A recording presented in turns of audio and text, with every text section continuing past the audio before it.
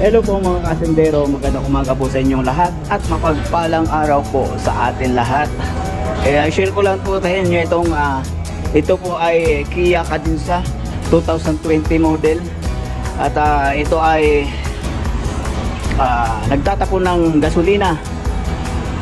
Ayan, as in talaga nagtatapon ng gasolina dahil ayun oh, ayan, kita niya daming tagas ng gasolina. Dito siya nanggagaling sa may makina. Palagay ko sa mga injector ito. So, at ito nga, yung ebidensya, yung kulay pula. Yan, yung mga kulay pula na yan. Ano yan? Gasolina yan. Kulay ng gasolina. Ayan. So, magtatanggal tayo ng ano? Magtatanggal tayo ng intake manifold. Kasi mayroon siyang ano, yung tawag dito, yung fuel pump niya na bakal. Tatanggal tayo niyan. Tapos titingnan natin kung saan yung tumatagas. Tanggalin muna natin tong ano, intake manifold. Ito po yung kanyang ano, yung fuel pump na mechanical. Napaka sobrang high pressure niyan. Malakas na malakas ang pressure papunta dun sa ilalim. Tapos titingnan natin, babaklasin ko muna to intake para makita natin.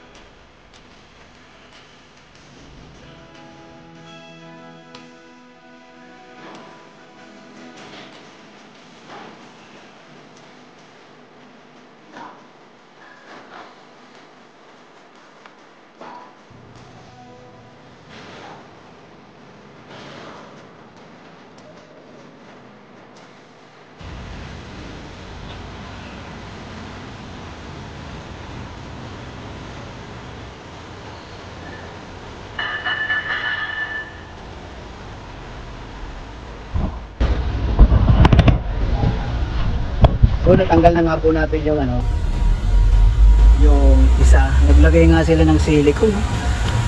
Pambihira. May gumawa na nito. Ayan oh, may silicone. Wala dapat silicone yan. Tatanggal pa natin, papatayo nitong isa pang intake manifold. Tanggal tayo dito. Tanggalin muna natin mga silicone bago ko ipakita sa inyo kung saan tumatagas. Hanapin natin. So ito na nga po mga kasindero, natanggal ko na yung intake manifold na maliit. Yun na nga oh, ang dami niyang ano, ang daming gasolina doon sa ilalim. Ayun, nakasingit sa ano. Tapos gagawin natin, tinanggal ko yung mga connection ng ano, coil. Pinagtatanggal ko. Ayan. Tinanggal ko rin yung connection doon. Tapos i-start natin para makita natin kung saan sumisirit ang gasolina. Naku. May nagawa na nito eh. Di lang siguro nakita yung ano, yung tagas kung saan. Titingnan natin. Sabi?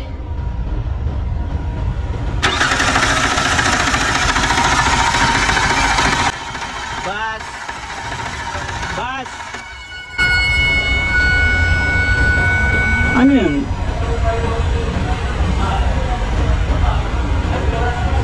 Hindi, tubig yan.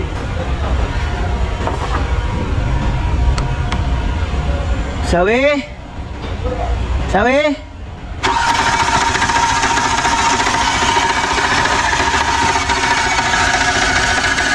Pas!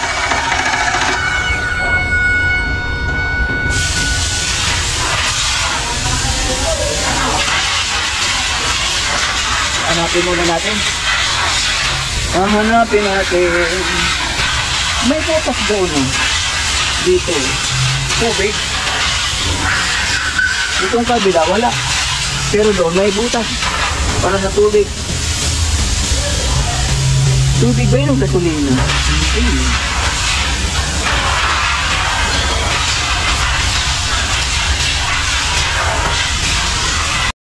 One, two, three, four, five.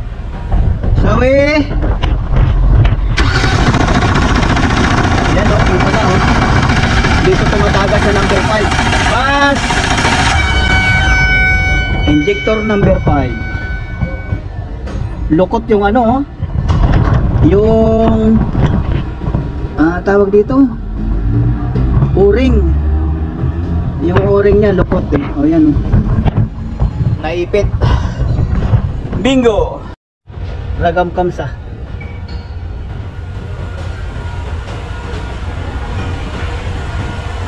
Nilahina. Gilda. ايوه Tao. Agi sada, شوكو من أمس. سوي أمس هذا؟ لا لا لا هذا هو يجيب السيارة ويخليه. هذا هو صلح برا يعني؟ أيوة. لا سلا هنا هذا؟ لا لا ما صلح هنا. بس هو صلح برا عشان كذا يجي خربان جدة. ممكن هو نظف الخط عشان يجي جدة كذا؟ ما في معلوم ممكن هذا ماكينة ويستري جديد مستعمل ولا ايش؟ ممكن فينا برا بوكو هذا. فينا برا بوكو هذا الثلاجة عشان في مجون.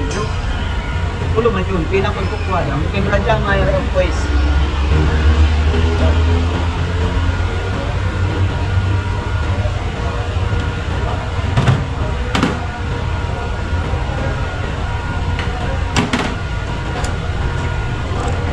So yun na nga mga kasintero, tatanggalin na natin itong injector. At ito, may linya siyang ganito dito. At ang linya rin dito. Natanggal ko na.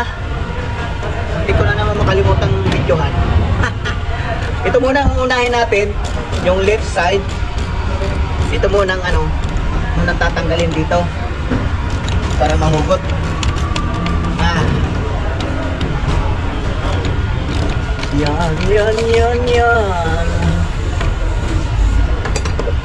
Mahugutin natin.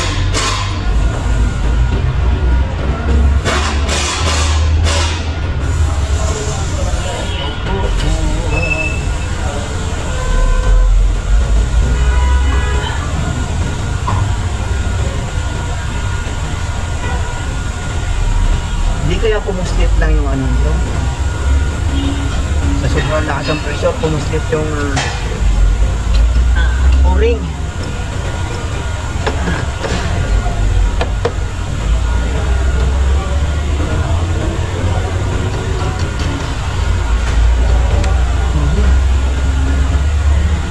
Daan. Rekot na eh. So ito muna ang ububutin natin. Parang puzzle. Yan, ito wala naman siyang tagas eh. Ito ang may tagas yung tagas.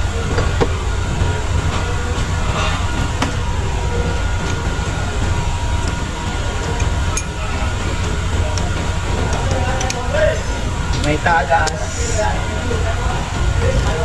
May nagtanggal nga nito. Iba yung tornilyo na ito.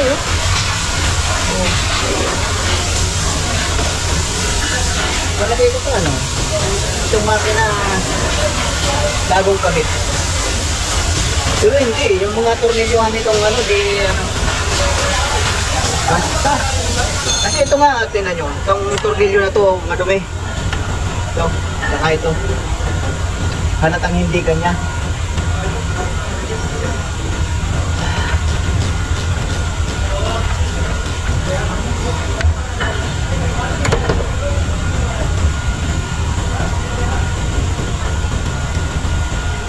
Ay.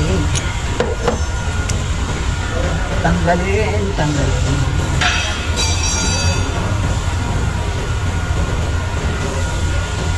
Pero ang gagawin natin dito, papalitan na natin ang o-ring lahat. O baka palitan natin yung number 5. Yan o, dumi-dumi nitong ano na to. Namumukod tanging madumi. May dalawang tornilyo.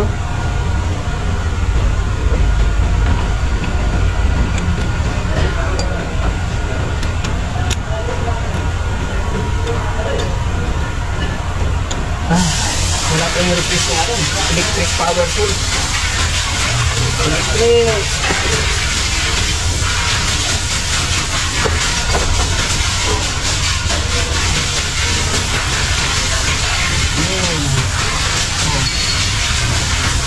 Tingnan nyo itong tornilyo na to. Diba?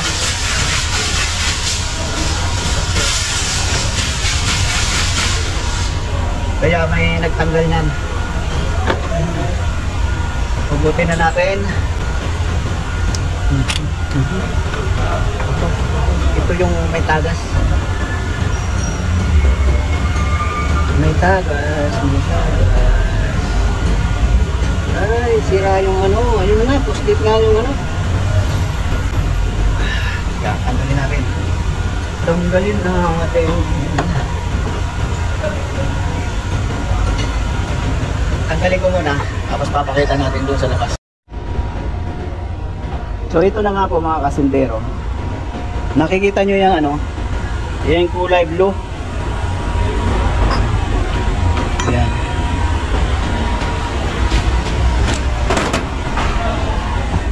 Nakikita nyo yung mga kasindero, yung kulay blue na yan, oh, yung mga pira-piraso. Yan ay ano.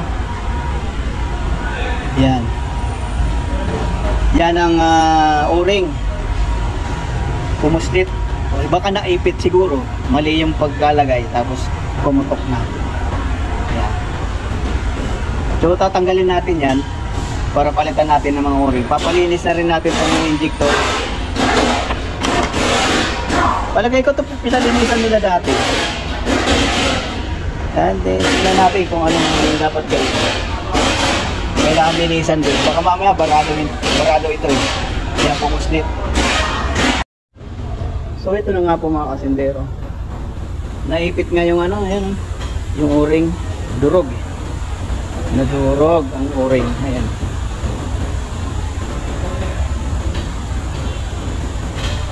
Ay. Pero papalinis na rin natin yan. Oh. Wasak yung o-ring oh.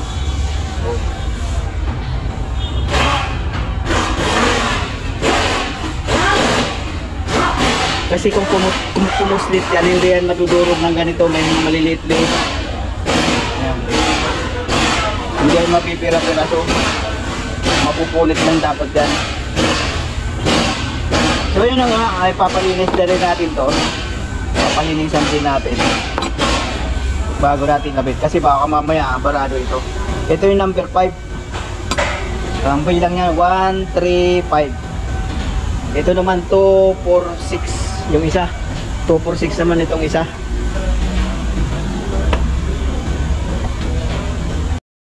So ito na nga mga kasindero. May naobserbahan pa akong ano, kakaiba dito. Ito yung number 5, number 3. Putok din yung number 3. Ayan o. Putok din. At pagkatapos itong number 1, naglagay sila ng isa pang o-ring na green doon sa ilalim mo. Ayan o. Pero sakit ng ulo siguro to, pumuputok yung mga ano niya. Pero ang naobserbahan ko rito, tingnan nyo yung kinabit nilang o-ring. Ayan o, may kulay yung babad. Ayan o, iba ang kulay nitong isa. Itong o-ring na ito siguro ay hindi ano, hindi fuel resistant. Ayan o, nag-iba ang kulay o, tingnan nyo.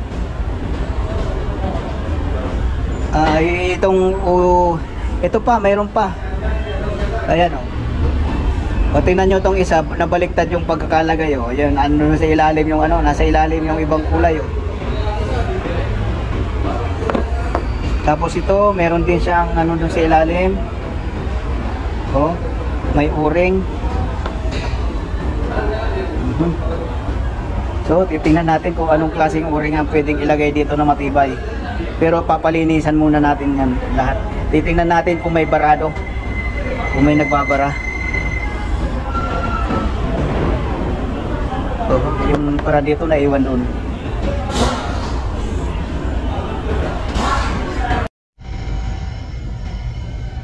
So ito nga mga kasindero, magpapalit din tayo ng ano, oil pressure sensor. Dahil may ano siya, may tagas, ayun oh. Kita nyo yung langis doon sa ilalim. At itong knock sensor, ito. Palit din tayo. Minat-ngat ng daga yung kanyang cable. Ayan oh. Minat-ngat ng daga. Hanap pa tayo ng minat-ngat ng daga. Parang yun lang eh. Ito lang eh. So yun, palit din tayo ng ano, palit din lang yan.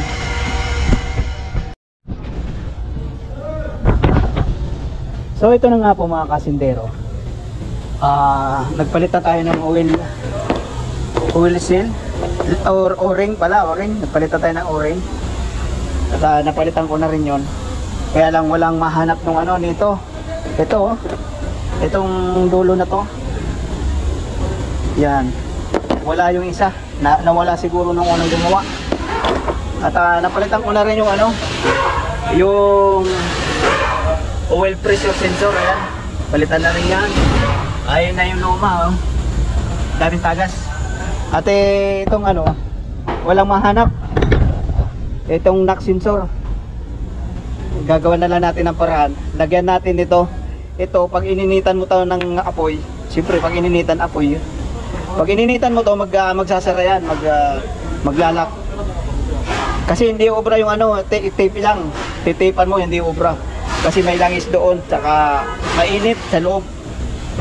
Mainit doon. Kaya kailangan itong lalagay. Bago natin lalagyan ng insulator na ganito.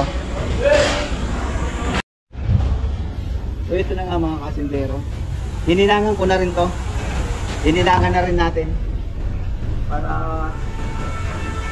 sure. Para sure. So ganito lang yan. Initan lang natin yan. Magkasara na yan.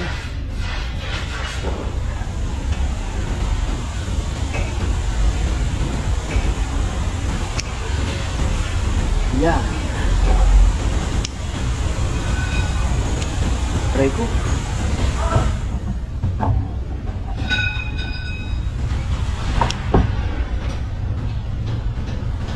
Kaya na lang nanuin natin gawin kasi nga walang mahanap na ano, walang mahanap na knock sensor.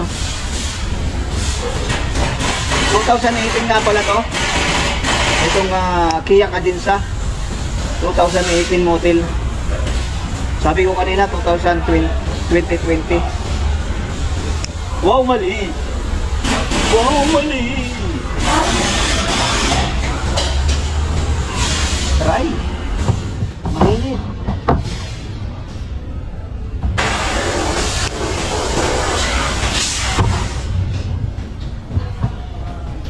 Palalamigin lang natin yan mga kasintero, tapos lalagyan na natin ng insulator na ganito. At ito nga pala ginawa ko sa ano, sa llabe ko na 24. Pinalit ko itong ganito para mabuksan, matanggal natin yung ano, oil pressure sensor at may kabit. Kung hindi natin gagawin to, magtatanggal pa tayo ng tubo. Magtatanggal pa tayo ng tubo ng tubig. Ayan oh. Hindi rin naman obra yung sakit. Kasi kung maghahaba ka ng sakit na gano'n, hindi rin naman obra. Tatanggal ka talaga ng anong tubo. Kaya ginawa ko, ganyan na lang. Oh. So ayan na po mga kasindero, na-repair na natin. Ikakapit na ulit natin ito. So ito na nga mga kasindero, after 3 days, 3 araw, walang mahanap na ano, walang mahanap ng ganito oh. Walang mahanap ng ganito. Kahit bagong injector, walang mahanap. So gagawin na lang natin ng paraan. Nakakuha ko ng ganito sa ano to eh, sa ano ng aircon, mga sa high side ng mga GMC.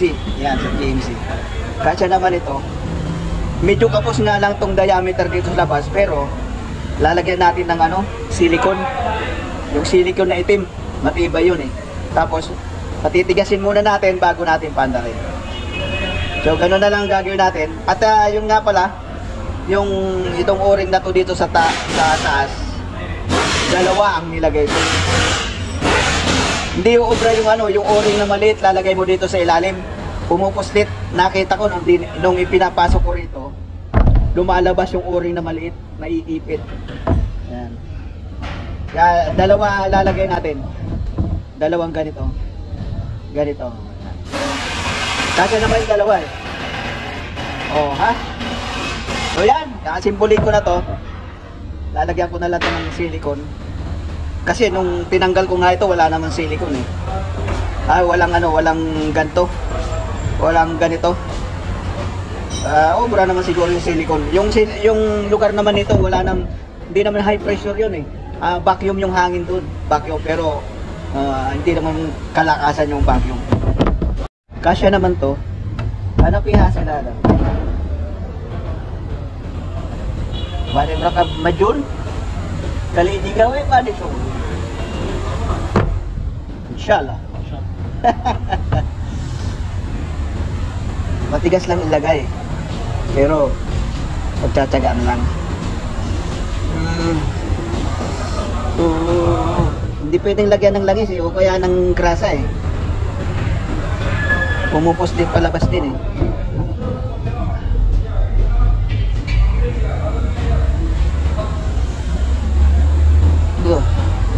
Oh. Yo, masuk. Bener, lumayan. Pumupos light. Masuk. Pasok na oh. Dalawang medyo mahirap nga lang. Minsan to matakilid yung pang dito. Ilagay natin sa gitna yung o walang washer.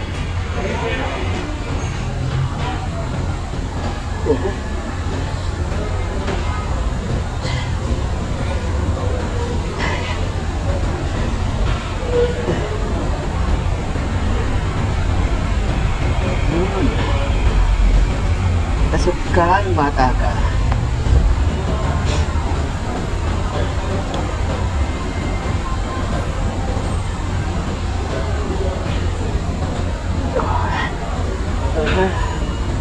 Yun. So yun, pasok na. Ito na lang natin. Lagyan na rin natin doon. Tampakan natin ang silicone. Lagyan natin ng wire. Baka makalimutan.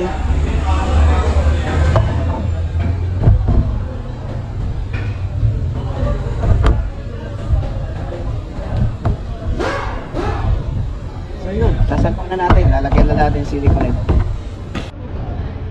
So ito na nga po mga kasindero, na kumpleto ko na, yung takip na lang dito ang kulang, mamaya natin ilalagay yun. Tapos ito, paanda rin natin, dito natin uobserbahan kung may tatagas pa dito sa lugar na ito. Yan. Pagka nagkaroon ng gasolina dyan, ibig sabihin may tagas pa. Pero kung hindi na tumagas yun, ayos na. So ano muna natin to. Pagkatapos, patitigasin muna natin yung silicone. Pagka tumigas na, saka natin paandarin. So ito na nga po mga kasindero, umaandar na. Kanina pa ito umaandar. Tapos wala sang tagas. Wala sang leak. Pero obserbahan pa rin natin. Sana hindi na siya mag-leak. Dati puno-puno yan, yung nasa na yan, yung naka na yan dyan sa loob, puno-puno yan ng gasolina. Tumagas na hanggang ilalim, tumatak na hanggang ilalim. So yun na nga mga kasindero. At so yun na nga po mga kasindero, hanggang dito na lang ating video. Medyo mahaba-haba na naman ating video. At sana nga hindi na mag-leak, hindi na tumagas yung gasolina. Tatlong araw hanap ng pyesa, walang mahanap. At so yun na nga mga kasintero, hanggang dito na lang tayo, hanggang dito na lang ating vlog. Nawa may napulot din kayo ng unting idea din sa ating ginawa. May ginawa pa. Oo. Dinubli natin yung o-ring. Tapos nakahanap tayo nung uring na may ano, para washer na mayroong goma. Ano yun, sa aircon yun ng GMC. Yun nilagay natin, tapos nilagyan ko na lang ng silicone, kulay itim. Mas matibay yun. At so yun na nga mga kasintero, hanggang dito lang ang ating video. At maraming salamat po sa inyong pagsubaybay. Bye-bye po at God bless sa inyo lahat.